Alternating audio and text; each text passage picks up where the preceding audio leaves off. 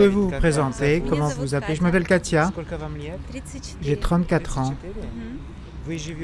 Vous vivez ici à Kiev? Oui, à Kiev. Je suis né à Lugansk, mais ça fait 11 ans que je vis à Kiev. Vous aimez cette ville? Oui, j'aime beaucoup cette ville. Je ne peux pas dire que j'aime l'Ukraine en général, mais Kiev, c'est une ville qui m'est native. Chaque fois quand je reviens ici, je me sens comme chez moi. Quand je me promène dans la rue, je sens que c'est ma ville, comme si c'était ma ville natale. Alors que la ville où je suis né, je n'ai pas ce ressenti. Ça fait longtemps que je ne suis pas allé. Et quand je dois y aller, c'est comme une ville étrangère. C'est ce que je ressens. Vous voyagez souvent? Vous voyagez Quel pays vous aimez le plus en dehors de l'Ukraine? J'aime Barcelone, en Espagne. J'aime la France pour les vacances. Pourquoi la France? J'aime Saint-Tropez. Je ne sais pas pourquoi. J'étais hors saison une fois. C'était facile. C'est comme c'est simplement.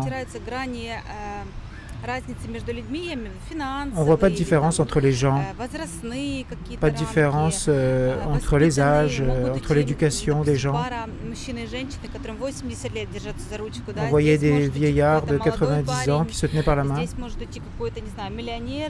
On peut voir des millionnaires, des gens qui ne sont pas millionnaires, tout le monde est ensemble. C'est très confortable. J'ai beaucoup aimé. C'est simple, facile. Alors qu'à Kiev, ici en Ukraine, il y a beaucoup de différences sociales. Tu le sens très fort. Et on voit que les gens qui ont de l'argent, malheureusement, ils n'ont pas d'éducation. En Ukraine, c'est un peu honteux, par exemple. J'étais à Barcelone il n'y a pas longtemps. Tu vas dans le métro et tu peux te retrouver à côté de quelqu'un qui pourrait par exemple avoir une banque, mais il se comporte comme toi. On peut parler ensemble, etc. En Ukraine, c'est différent, malheureusement.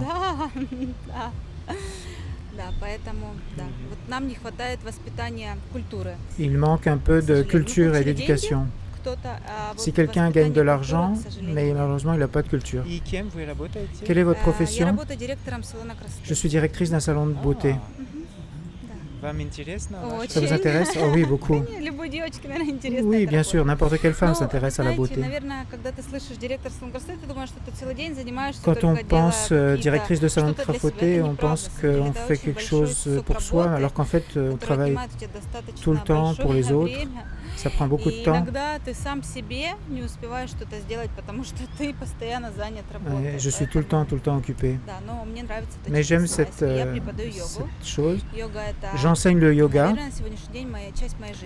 Le yoga, c'est une partie de ma vie.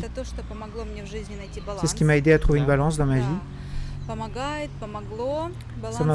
Ça m'a aidé, mais ça m'aide aussi dans la vie pour me retrouver soi-même. Pour vous retrouver vous-même? Oui. Comment le yoga permet de se retrouver?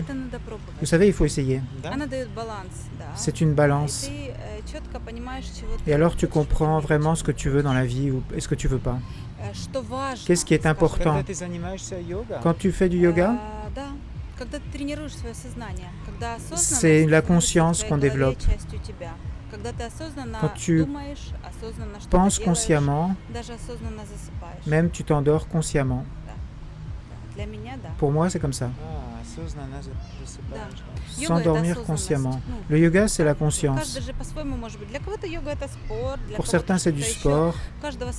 Chacun a la compréhension du yoga. Pour moi, c'est la conscience de se retrouver. Vous avez 34 ans.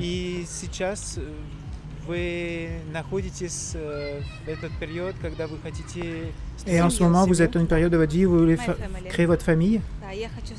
Oui, je veux rencontrer ma personne, mon futur mari, avec qui je me sentirai bien, confortable.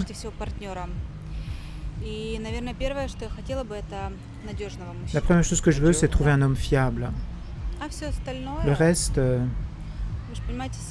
comprenez, la famille, c'est pas seulement une relation, c'est un travail aussi. Comme je travaille dans le salon, comme je travaille au yoga, la famille, c'est aussi du travail.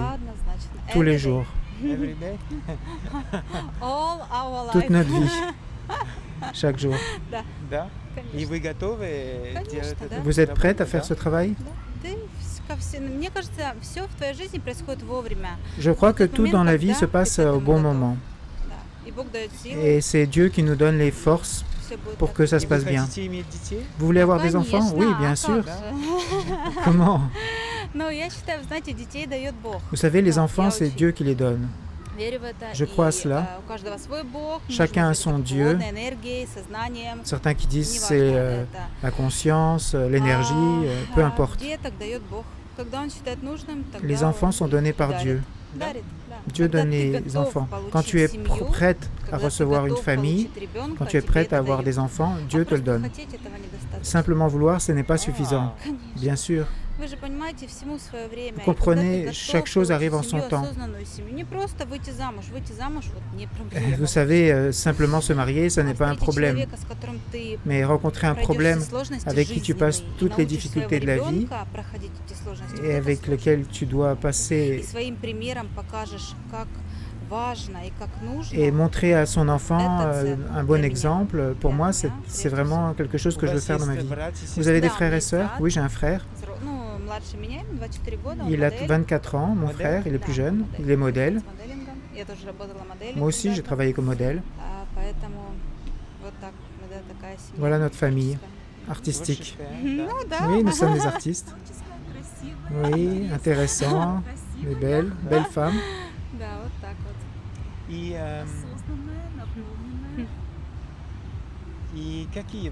Quels sont vos hobbies? Qu'est-ce que vous aimez faire?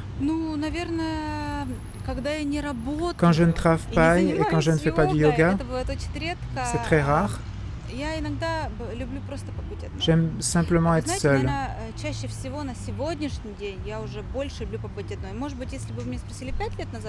Si vous m'aviez demandé il y a 5 ans, j'aurais dit passer du temps avec mes enfants, avec mes amis, s'amuser. Maintenant, je préfère être seule, me remplir.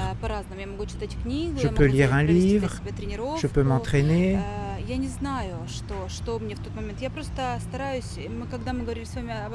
Quand on dit qu'il faut faire tout de façon consciente, il faut sentir ce qu'on veut en ce moment. Par exemple, je pourrais aller vouloir une glace.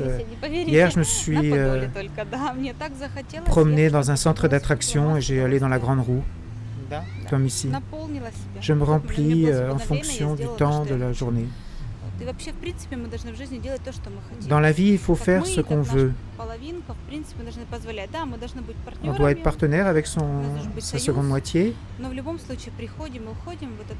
Mais de toute façon, on arrive et on s'en va du monde seul. On meurt seul et on est seul. C'est comme ça. Ça va être très sérieux.